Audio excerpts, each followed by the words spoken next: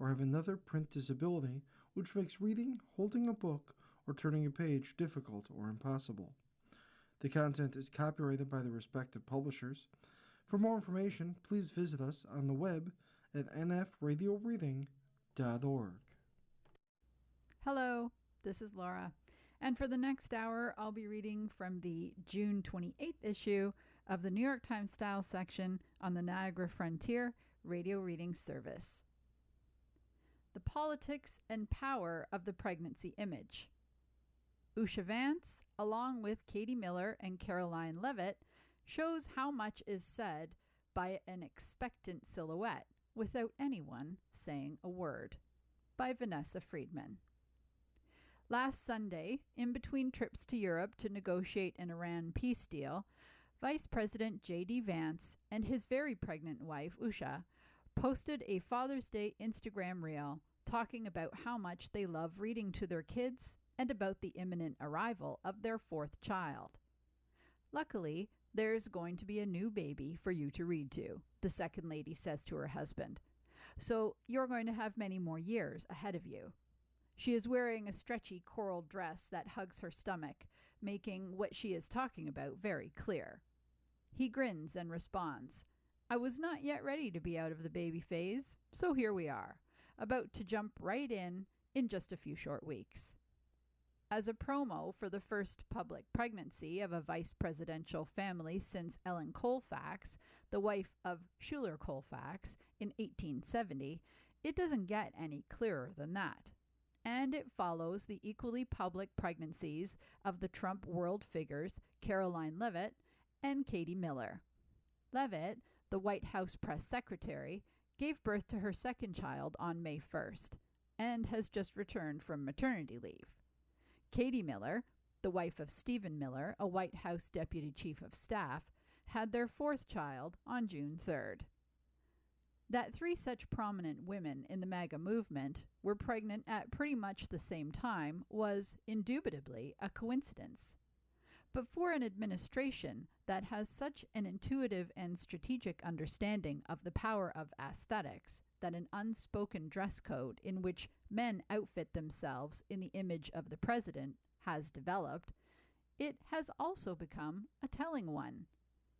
Together, the women have created a notably consistent and somewhat paradigm-shifting picture of the White House's family and fertility platform.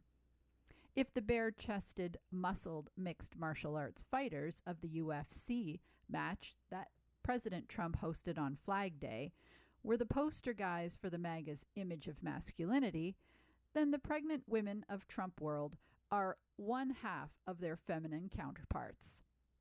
Along with the sheath-clad, lip-filled, pageant-haired Mar-a-Lago set, they offer an image of idealized womanhood that gives literal shape to the pronatalist movement. It almost feels like a memo went out, said Jill Filipovic, the host of the Week in Women podcast. They have quite intentionally opted to present themselves as, "I am really pregnant, and this is what women were chosen to do." And they are happy to say that both with their looks and their mouths.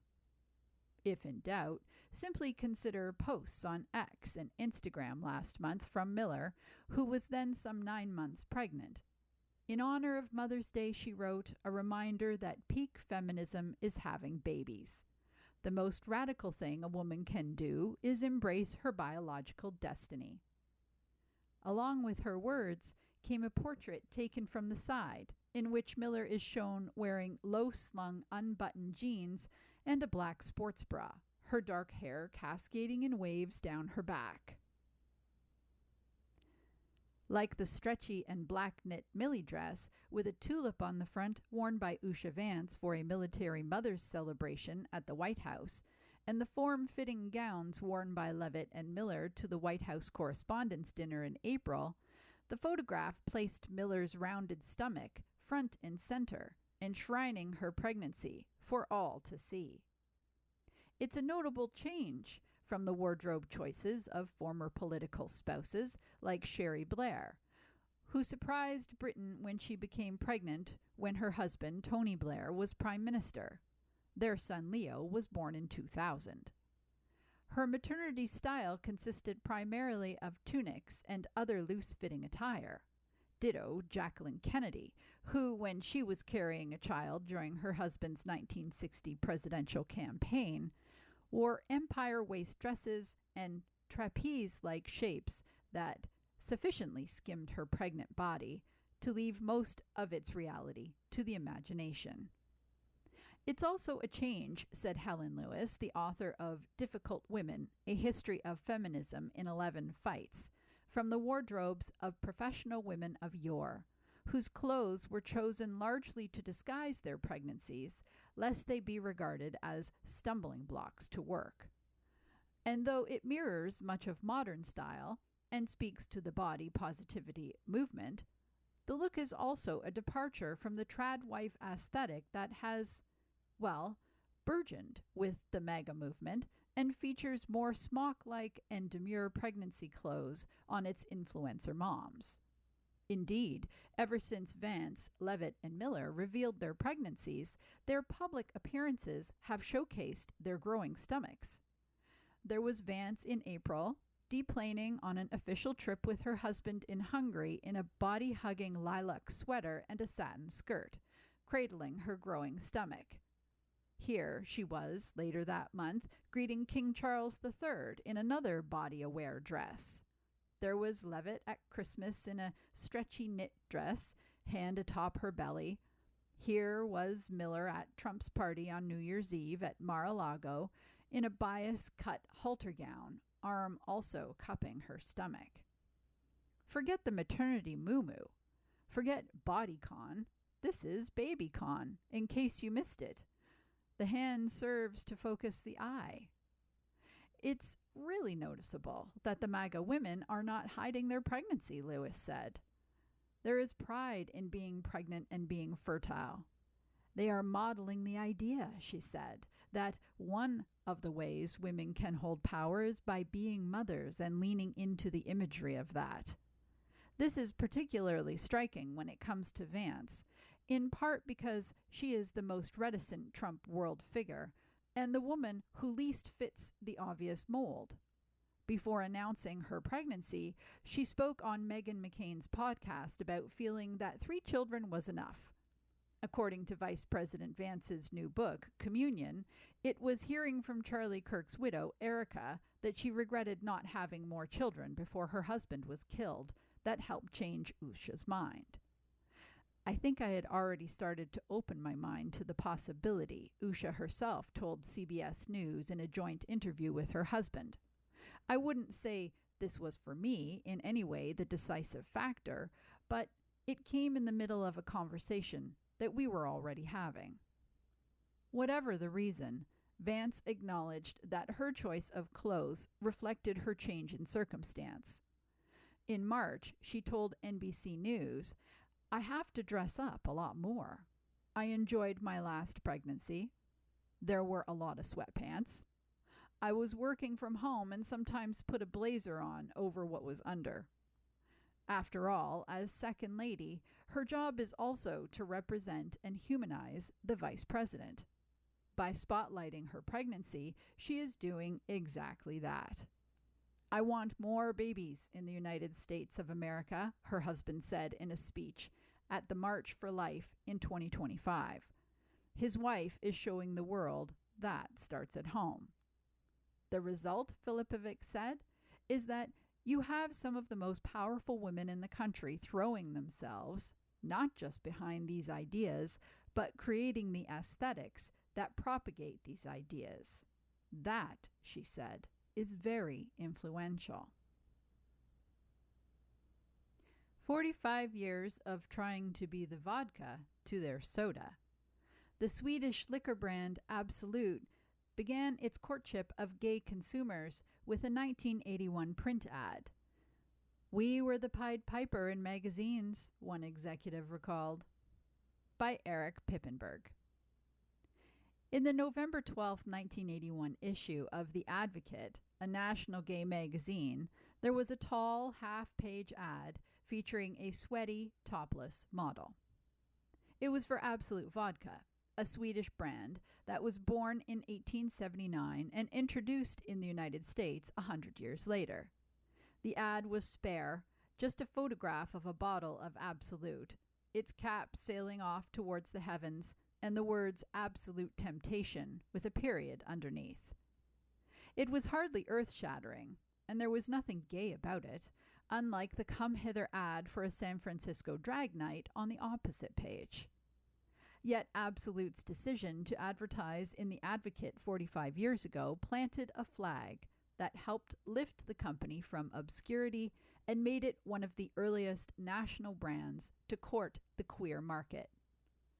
This Pride Month, as LGBTQ advertising and marketing spending has slowed and many corporations have cut back on or ditched Pride campaigns, Absolute's queer beginnings shine a light on the difference in corporate America between treating the LGBTQ market as a finger-in-the-wind opportunity and a steadfast bestie.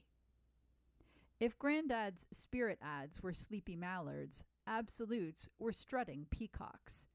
The company commissioned superstars in the worlds of art, Keith Haring, Kenny Scharf, and fashion, Marc Jacobs, Gianni Versace, to design prismatic artistic interpretations of an Absolute bottle. Andy Warhol's 1985 ad is in the collection of the Whitney Museum of Art.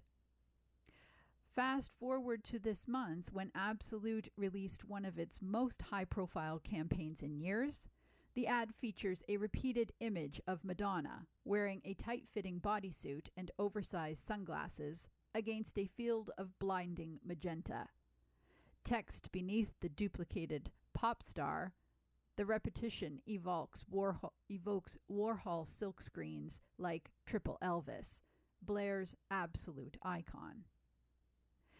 In a statement, the singer referred to the brand's history of championing visionary artists and LGBTQ people.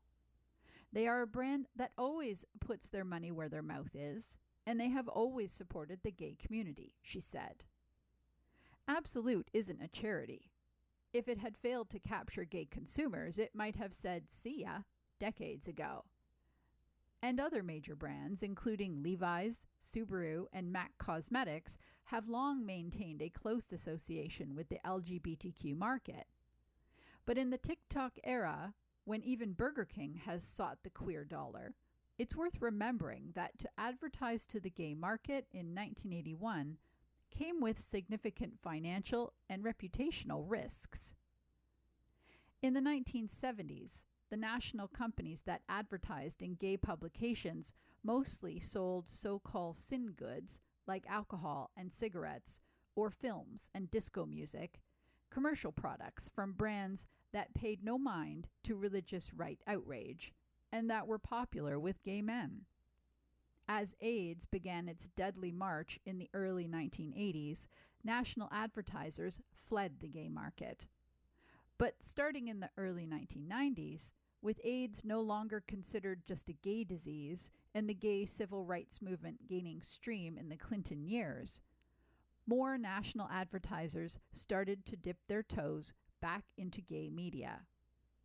In the social media age, queer marketing is less siloed, with many consumers considering queerness more of a complex idea about identity, one of a number of reasons why people might buy one product over another, said Catherine Sender, a communication professor at Cornell University and the author of Business, Not Politics: The Making of the Gay Market. Recent controversies at companies like Budweiser that have teamed up with trans celebrities or celebrated pride suggest that even today, queer marketing has its limits. Richard W. Lewis, who led Absolute's marketing in the late 1980s at the advertising agency TBWA, said he didn't recall any pushback to an Absolute campaign, either from the public or inside Absolute. He credited Michael Rue, the heterosexual president of Absolute's importer in the 1980s, for championing the undervalued gay market. Michael's attitude was, "Of course we're going to be on their side," said Lewis, who has written 2 books on Absolute's advertising legacy and influence. "We were the Pied Piper in magazines," he said. "Everybody followed us. Other brands that wanted to make inroads into the gay community, we put our brand out there." The keeping of Absolute's history falls to Lovisa Severin Kergrud, the company's in-house archivist, who from her office in Stockholm oversees a collection of thousands of photos and films and around 1,000 bottles. A separate facility 4 hours away in a climate-controlled mountain vault is where she keeps some 400 pieces, including dresses from Tom Ford and Stella McCartney from its fashion collection. "The worst part is, all the boots are in my size," she said. Neither facility is open to the public, but about half the archive is on display in Absolute, a new exhibition at the Spirit Museum, a small museum in Stockholm dedicated to Swedish drinking culture. Among the 130 advertisements in the show is Absolute's first fashion-focused ad, a photo of the model Rachel Williams in a silver mini dress by the American fashion designer David Cameron. Kierkegaard said the ad had the company's phone number on it, and thousands of women called to buy the dress. It wasn't for sale. Lewis said the ease with which companies now buddy up to the queer consumer made him proud to have helped Absolute break ground.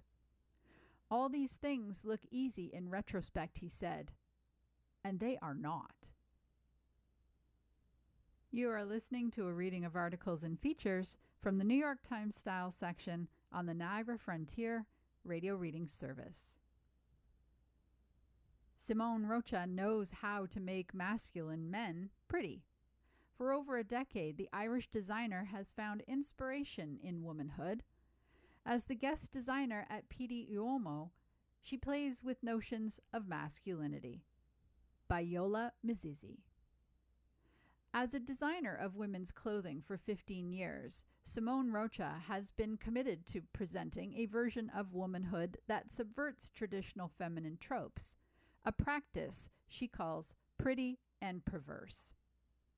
But as the culture reaches its peak masculinity crisis moment, Rocha, 39, is now turning more of her attention to menswear, focusing more on men's softer side. When I started thinking about the men's very seriously, I wanted it to feel...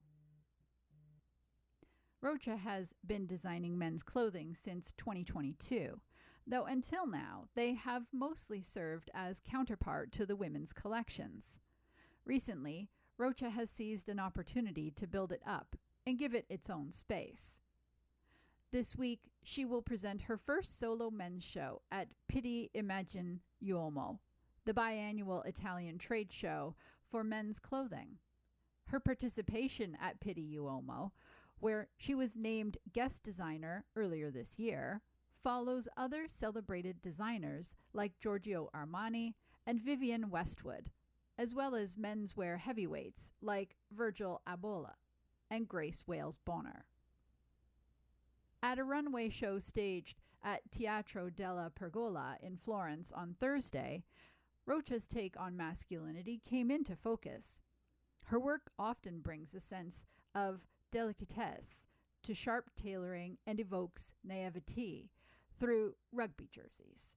The collection, a confection of lace, Napa leather, and satin, is inspired by one of Rocha's favorite films, A Room with a View, and the journey it depicts from the British Isles to Florence. Will men bite? They have in the past. Simone Rocha found early adopters for her menswear before the label even had an official line, according to Issa Lynch, a buying director at Sense. Now Rocha's ever-widening array of male fans come from the world of sports, Tyrese Halliburton and James Harden. Film and theater, Jonathan Groff, Paul Mescal, Josh O'Connor, and Andrew Scott. Music, Bad Bunny. Art, Antoine Sargent and Quill Lemons. And media, Blake Abbey. I think this is what masculinity always was and was never able to break free of because there was such a hypermasculine narrative globally and like expectations of what men should be instead of what they actually are, said Lemons, an artist and photographer based in New York. And I think Simone is tapping into that. From age 13, Rocha was learning to crochet and screen print and helping her father, John Rocha, the renowned designer, by bagging up clothing or assisting with castings and fittings for his runway shows. The elder Rocha, now retired from working on his own brand, was once a mainstay on the London and Paris Fashion Week calendars and operated his business out of Dublin. There, Simone began to experiment with upcycling garments from the discarded rail. Despite her lifelong passion for clothing, Rocha initially resisted following in her father's footsteps. She enrolled at the National College of Art and Design in Dublin to study fine art, but struggled when she realized that what was in my head, it was just not on the page. She switched to the language she knew best, fashion. Her father, though ultimately encouraging, had some reservations. "It's not an easy business, you know," said John Rocha, who oversees business and strategy at Simone Rocha, working alongside his partner and Rocha's mother, Odette, who oversees retail and wholesale. "You have a calendar that is quite antisocial season after season, but it's something she loved." Her father suggested she further her studies in London, so Rocha pursued a master's degree at Central St. Martin's. There she studied under Louise Wilson, who worked so hard to bring out the best in you and really tried to prepare you for a very difficult gig, Rocha said. Moving to London proved to be a smart move. It was there that her design sensibility began to take shape. "I always found it quite powerful as a woman to be able to take up space and not have to shout about it," she said. "That's why a lot of my collections, especially at the start of my career, had a huge amount of volume." Rocha's designs are often rooted in her personal experience. In 2021, she released a collection called Baby Teeth, which made reference to her pregnancy with her second daughter and included dresses inspired by traditional christening gowns, nursing bras, and pearl earrings in the shape of baby teeth. Despite their specificity, these designs resonated with her shoppers, including men. Simone's world is incredibly defined and very clear to her, and I think very clear to those of us who are admirers of her work, said Abby, an actor and the editor of a magazine curated by. She makes clothing that kind of works on many different body shapes and body types, even when it's a sample size. Rocha's design perspective also impressed Adrian Joff, the president of the multi-brand retailer Dover Street Market, which began carrying Rocha's designs at its boutiques, where the brand sat alongside Comme des Garçons, Rick Owens, and Maison Margiela.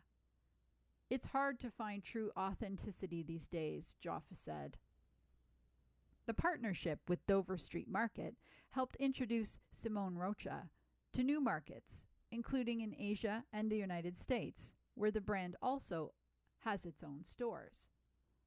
The concerted effort to focus on menswear, which includes joining the men's fashion calendar and staging the collection for sales during Paris Fashion Week, is also a business decision. Rocha sees it as a way to reach new customers who may have been intimidated by the brand's initial offering and to better serve the men who are already her consumers. That Rocha's feminine take on menswear, which makes up 30% of the business, has found a strong consumer base, flies in the face of the masculinist surge exemplified by figures like Mark Zuckerberg, who trains in mixed martial arts, President Trump, who recently hosted a bloody UFC fight on the White House lawn, and members of the Manosphere, who discuss He-Man workout routines at length and dress in tight black t-shirts to show off their biceps. She sort of has this idea of pageantry that is super sophisticated and in a way that I have just never seen before, said Sargent, a director at Gagosian, who frequently wears Rocha's designs, including a button-down shirt with pearl details at the collar. I love a designer who is independent in their thinking and who is creating their own understanding of what fashion is and what it can be. Even as Rocha builds out her profitable independent business with a fuller men's assortment, she still feels as though many in the industry see her as an emerging designer. I don't feel as young as I used to. It's been brilliant to build a business that feels organic to me, but can really stand on its own 2 feet now, Rocha said. That's what's so great about fashion. There's opportunity for younger designers to come up and have that opportunity. Mara Brock Akil's new approach to airing dirty laundry? On the page. She's been creating layered black women for TV since Girlfriends in the early 2000s. In her debut novel, she raises the stakes for yet another one. By Gina Chiroulis. Marla Brock Akil lost her train of thought when she noticed the time on my phone. "Oh, it's 1:11, she exclaimed over her matcha, ordered extra hot, while sitting at a corner bar in Manhattan earlier this month. I asked what the significance was. Angel number. My angels let me know they're around all the time, and I just feel safe, said Brock Akil, creator of the hit 2000 sitcom Girlfriends. Part of my journey as a human being is, having been a survivor of something, I've learned how to go to places that keep me safe. Brock Akil, 56, who experienced sexual assault when she was a girl, describes how these spiritual nudges have led her to revisit similar stories and themes in her previous work as a way to process shame. I need a bigger canvas to stretch those ideas out, she said. Those ideas have resonated for decades, not only with audiences, but also with her TV industry peers. It's difficult to imagine Issa Rae's depiction of Molly and Issa on Insecure without Tony and Joan on Girlfriends. Characters that Brock Akil has created, she calls them her muses, have defined an image of certain kind of black womanhood. Smart, fashionable, career-driven, complicated, embattled, resilient. Now, in her debut novel, she is introducing a new muse, Dionne Daphne, a beauty editor at Essence magazine in the early 1990s, who, much like Brock Akil herself, is processing trauma. I've gotten the privilege, both earned and destiny, that I get to keep working out these themes, she said. Many of the themes she keeps returning to reveal the black girl without the magic. In her book, The Revelation of Dionne Daphne, Brock Akil's heroine is newly single and on the cusp of a promotion at work when a medical disclosure from her ex-boyfriend sends her into a tailspin, forcing her to confront her sexual history. The shame of sexual trauma is threaded through much of Brock Akil's work. She sees it as the main reason families and communities struggle to have hard conversations about the autonomy of women's bodies. Who owns them? Who controls them? If we unburden ourselves from shame, we will have more capacity to figure out the chaos of this time, she said. Born in Los Angeles and raised in Kansas City, Missouri, Brock Akil grew up daydreaming of being a journalist. She graduated from Northwestern University's journalism school in 1992, but a screenwriting class made her realize that she was more excited to write black stories than report them. She began her career in television in the early 1990s as a writer on shows like South Central and Moesha. A few years later, she began creating series of her own throughout the 2000s, including Being Mary Jane, The Game, and just last year, Forever, a Netflix adaptation of a Judy Blume novel. The idea for Dionne Daphne came to her in 1994, at the start of her TV career, when she felt she had enough distance to unpack her experience being molested between the ages of 9 and 12. She originally envisioned it as a film, but she knew that it would be difficult to get made. Character dramas, as she described them, weren't selling back then. Even today, she said, the market isn't buying. The algorithm says it's not mathing out, she said. In late 2020, a book editor reached out to her and said she thought her voice would translate nicely to the page. Immediately, she thought back to her idea from more than 30 years ago and began writing. In 2025, she hunkered down in her New York City apartment and spent the entire month finishing the final draft as a Valentine's Day gift to herself, sometimes working 12 to 14 hours a day. What I'm excited about in writing a book is that I get to examine deeper, and the interior of the character can tell you more than you have to guess when you're watching television, she said. Throughout Brock Akil's career, the praise heaped on her for her portrayal of complex black female characters has occasionally been tempered with criticism of those characters' openness about their sexual desires. A lot of criticism came from black women who did not want our dirty laundry aired out, she said. That was the criticism I got, and it was direct. She recalled a woman telling her years ago that, as one of the few black lawyers at her law firm, she was afraid her colleagues would see the kind of trouble Tracy Ellis Ross was getting into on Girlfriends and think that was how she lived too. I remember being stunned, she said. I was like, but you do have sex, right? Brock Akil has consistently defended the need to tell the stories of black women who reject the demands of respectability politics and tell them how they should behave, especially in romantic relationships. I'm very proud of carving out space for black women's sexuality, she said. Thinking ahead to how she would like to be remembered, she said she hoped to be recognized for liberating black women from the asexual trope or the hoe trope. We are somewhere in between. We are at the spectrum, she said. We are not the polar opposites. As younger audiences have discovered her work via streaming services, many have called out the women on Girlfriends for being toxic friends or described the romance on The Game, in which a young woman gives up medical school for her football star boyfriend, as a horrific cautionary tale. Brock Akil doesn't feel affronted. That was the point, she said, to hold up a mirror. I wrote the truth, she said, and the truth is, if you think about a gem, it has different facets. You see different things depending on how the sun hits it and what you're looking at, and we are all of it. Joan is amazing, as she is toxic. In this new era, Brock Akil hopes that her vulnerability through Dion's story will give readers a new muse to resonate with. Dion, I think, is my way of hugging that version of myself that's brave, she said, who went through something harrowing to get to this moment, to use her pen to say, hey, maybe we should pay attention.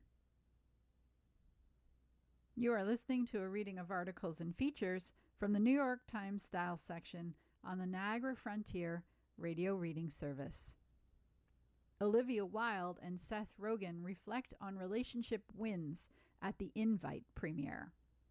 Hollywood couples, including Penelope Cruz and Javier Bardem, celebrated the snappy new comedy about marriage at the Chateau Marmont in West Hollywood. By Ashley Spencer.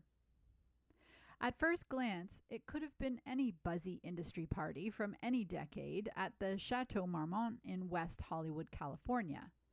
But then a loud, throaty laugh cut through the sounds of 2000s rap and the smell of honeysuckle mixed with the scent of weed. There was Seth Rogen, poolside, plucking a mini pig in a blanket from a passing tray and sharing a joint with his wife of more than a decade, Lauren Miller Rogen. Across the patio, Penelope Cruz chatted with Dakota Fanning and Kesha. And inside an adjoining bungalow, Olivia Wilde, who had changed out of a voluminous black Saint Laurent gown into a blazer and denim cutoffs, welcomed a line of congratulatory hugs as Hot in Here by Nelly played through the speakers. The party was a bit of a victory tour for Wilde's third major directorial effort, The Invite, a snappy comedy about a tense marriage that stars Wilde, Rogen, Cruise, and Edward Norton. It had premiered that evening at the nearby Directors Guild of America complex. Adapted from Cizek Gay's Spanish-language film, Sentimental, the film follows a weary married couple, Angela, Wilde, and Joe, Rogen, who invite their free-spirited neighbors, Pina, Cruise, and Hawk, Norton, over for dinner. The evening veers in unexpected directions, forcing Angela and Joe to confront whether their marriage can be salvaged. The Invite, released by A24, is in limited theaters this weekend and will be out nationwide on July 10th. Wilde has said she was partly influenced by her past high-profile relationships and breakups. Speaking on the red carpet, she said she wanted to explore the idea of taking responsibility for your own happiness and, within relationships, never getting to a place where you've lost your identity. She added, "I think those are valuable lessons that take people a lot of life to learn. But you stumble and you fall, and sometimes you get better." At the party, bartenders serving the evening's 3 signature drinks, all named after songs by Sade, whose music played a key role in the film, there was also an elaborate charcuterie display, a tribute to the food Angela, Wilde, painstakingly prepares in the film before learning Pina, Cruise, does not eat dairy or meat. In a reserved section of the patio, Cruise and her husband, Javier Bardem, mingled with fellow partygoers. Cruise's character, a sensual, confident therapist and sexologist, was shaped in part by the relationship expert Esther Perel, who worked as a consultant on The Invite. She said genius things every time, Cruise said, adding the cast was always asking her, "When can you give us time for real life, not just the movie?" Inside a toasty bungalow, Alicia Silverstone chatted with Eva Victor, the director of Sorry Babe, as Anthony Anderson, a star of Blackish, took a seat in front of an unlit fireplace.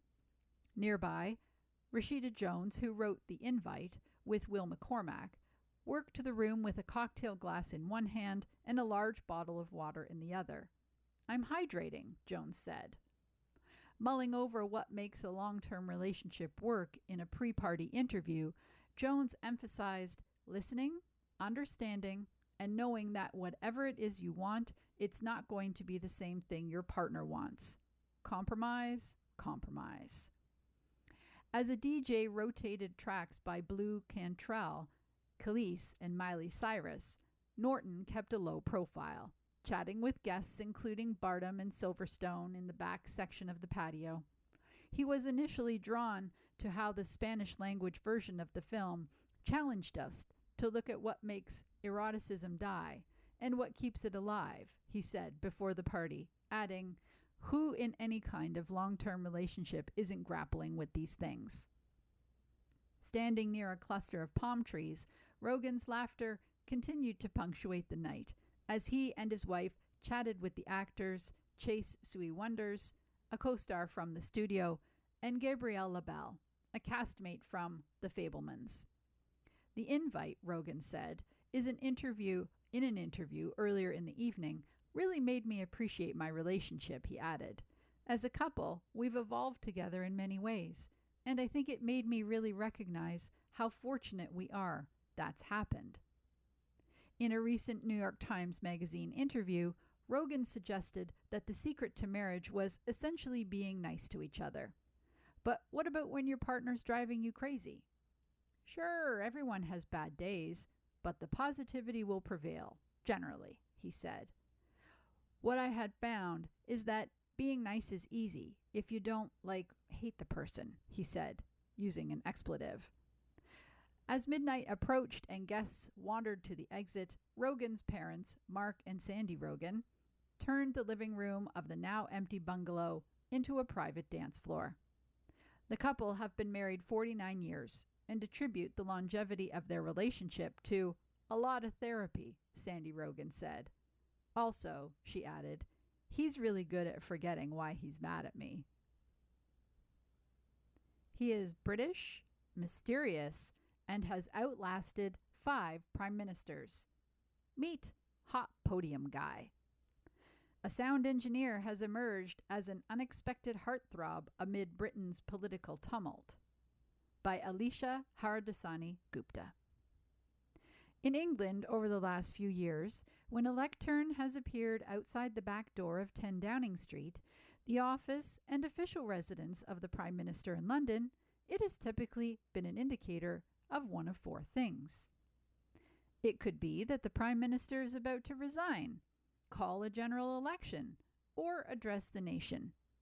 Or it means the internet is likely to be reacquainted with the so-called Hot Podium Guy, a dashing sound engineer who has been tasked with setting up the lectern and microphones for these monumentous events.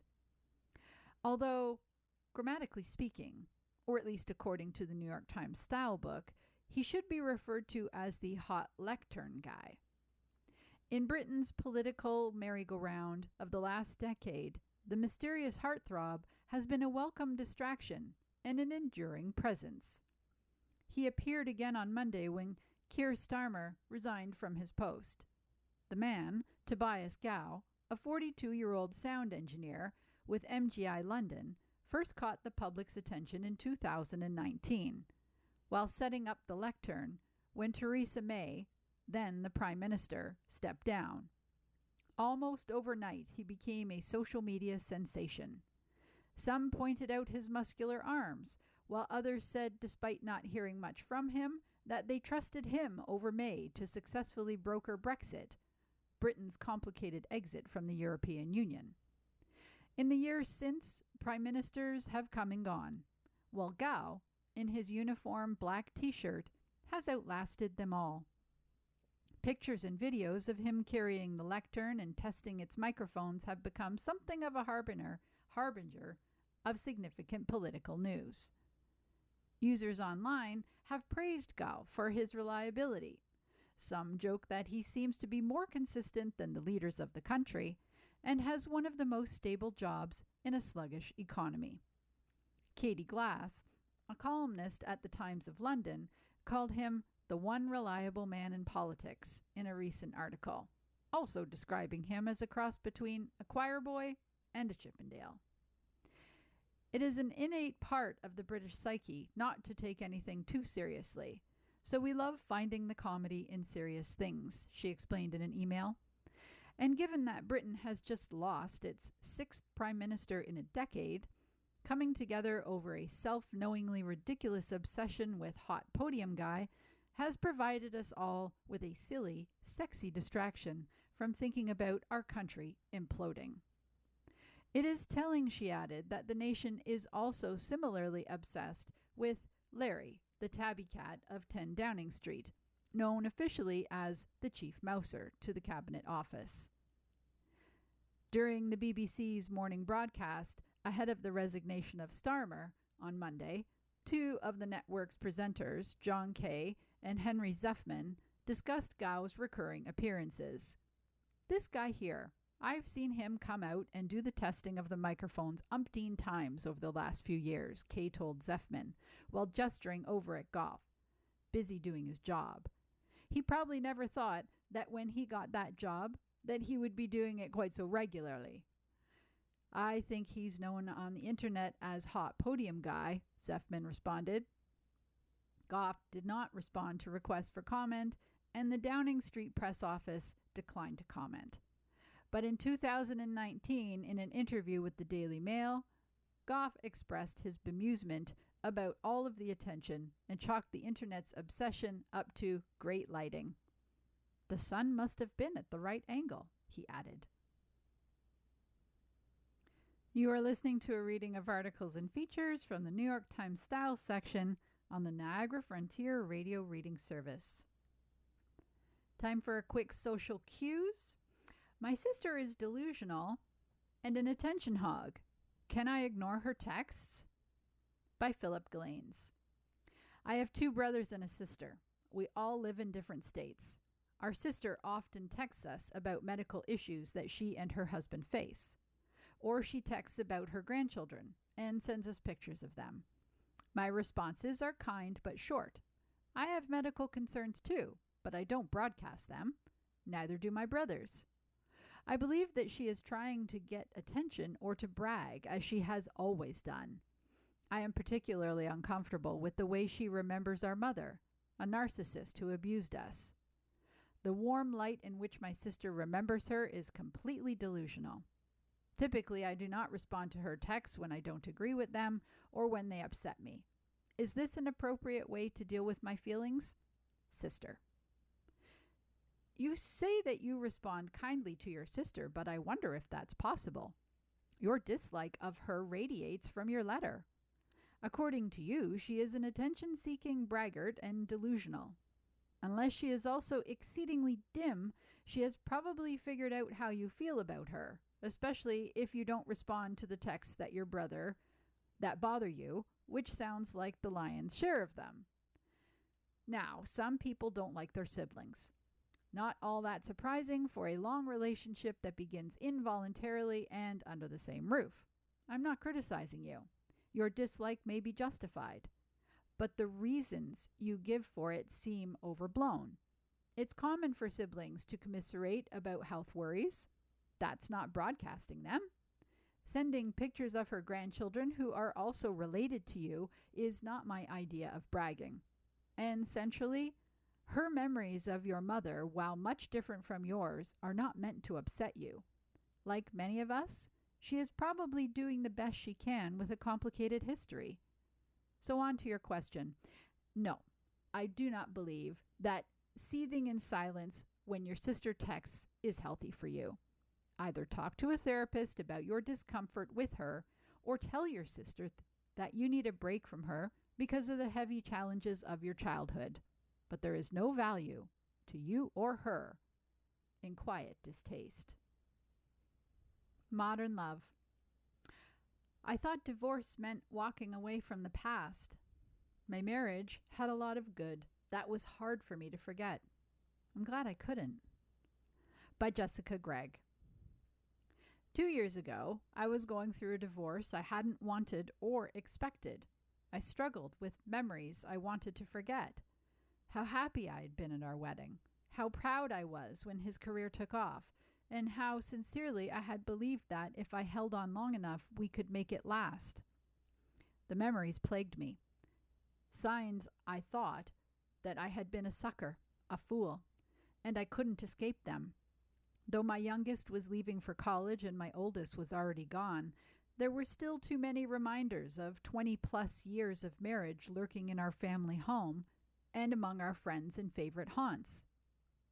So after decades as a wife, mother, and physician in Oregon, I sold the house, said goodbye to dear friends, dropped my daughter off for her freshman year, and fled 600 miles to another state to become the medical director for a rural methadone clinic in a small town where I knew no one. The job and the place were new to me, but not the work. I specialize in the treatment of addiction. Throughout my career, I have worked in methadone clinics, which are largely the same. They open early at 4 or 5 a.m., so patients can get their dose and make it to work on time. They have a line that leads to a dosing window. On the other side of the window, nurses or doctors sit like bank tellers in scrubs, pushing plastic cups of cherry-flavored methadone through a slot. Sometimes the lines snake out into the parking lot. I moved into a blue Victorian rental with a white trim, just 10-minute walk from my job. The house had a gable roof, scuffed wood floors, and a bay window facing the street. Oh, I loved it. I would wake up in the dark for work and not worry about the noise I was making. No one who might roll over and growl, "Jesus, what the hell?" At the end of each long day, there was no unhappiness to greet me at home, just me suggesting to myself that I put my feet up. And did I want a cup of tea? Maybe a nap? In the evenings, I often talked for hours on the phone with my children, desperate for details of their lives.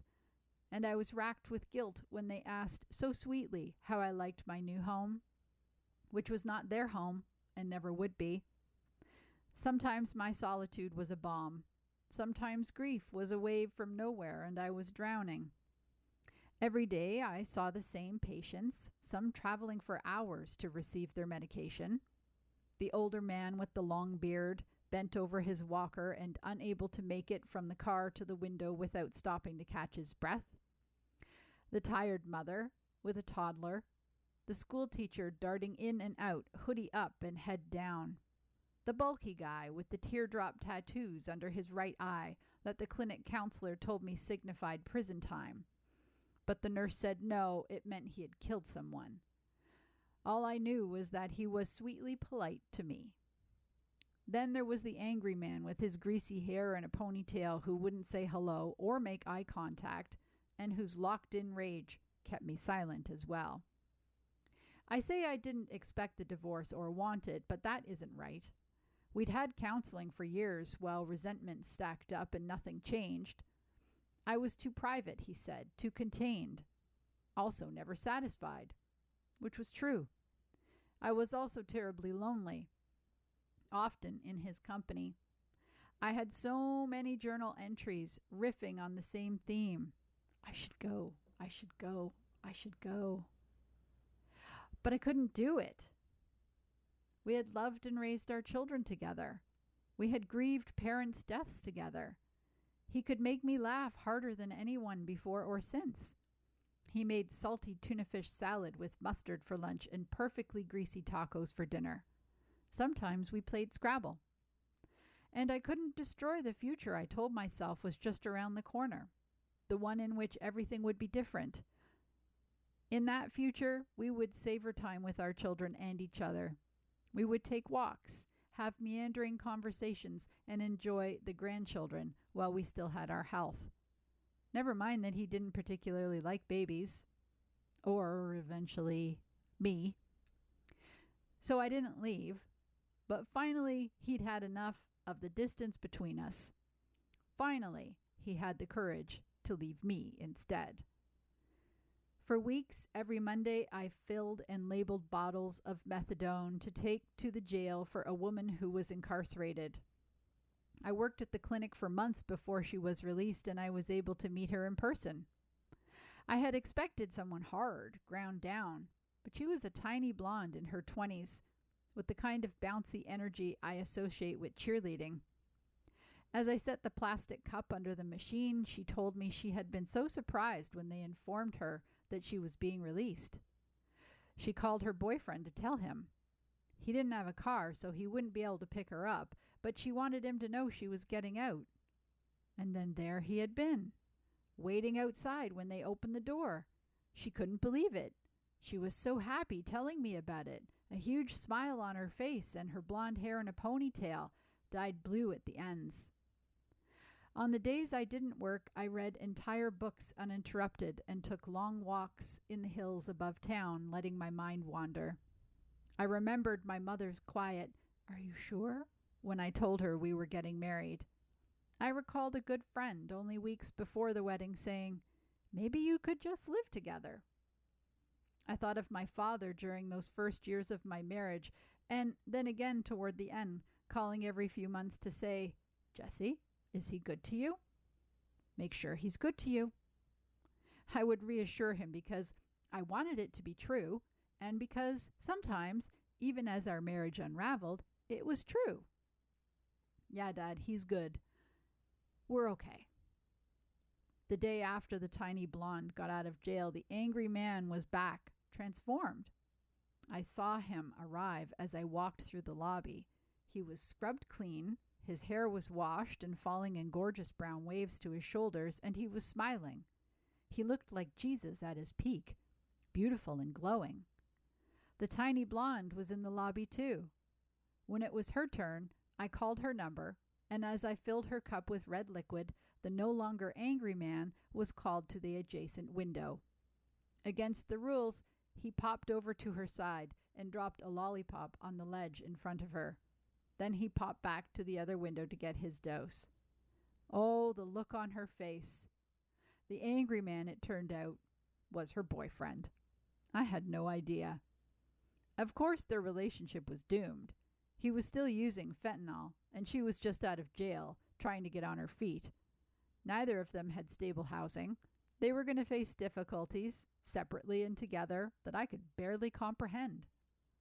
I may be a little jaded, but the writing was on the wall. Still, the lollipop, his smile, that glow, and he had shown up outside the jail for her despite not having a car, like a miracle. No matter what comes next, all of that was true. All of it happened. As did greasy tacos, wild laughter, and children raised well and loved deeply. All of that was true too. In my marriage, all of it happened.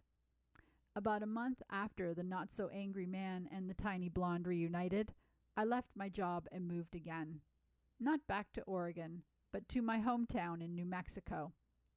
After enough miles logged in the hills, enough grief and getting through it, sufficient hours of surprised delight at my own company, and moments witnessing others' unexpected joy, I realized I didn't want or need to be alone anymore. I don't know what happened with the not-so-angry man and the tiny blonde. I can't know with certainty that they didn't last, but I understand now. If and when their love is gone, it doesn't mean they were fools, and it won't negate the joy that was there while it lasted. It will only mean it's over. So I think maybe it is good we don't know when love is doomed. I think I'm glad no one is there to read the writing on the wall. You've been listening to a reading of articles and features from the June 28th issue of the New York Times Style section. Your reader has been Laura. Thank you for listening. Coming up next in the Niagara Frontier Radio Reading Service, we have the USA Today. And at 2 o'clock, we have the conclusion of To Rescue the American Spirit by Bret Baier. Stay with us for these readings and more. You're listening to the Niagara Frontier Radio Reading Service, broadcasting daily readings 24 hours a day of newspapers, magazines, and books to area people who are blind or have a print disability, who are provided reading radios. Radio Readings broadcast signal is provided at no charge by WNED. Radio Reading Studios are at 1199 Harlem Road in Cheektowaga, between William and Clinton Streets. Radio Reading's website is nfradioreading.org. For more information on the Niagara Frontier Radio Reading Service, call us at 716-821-5555.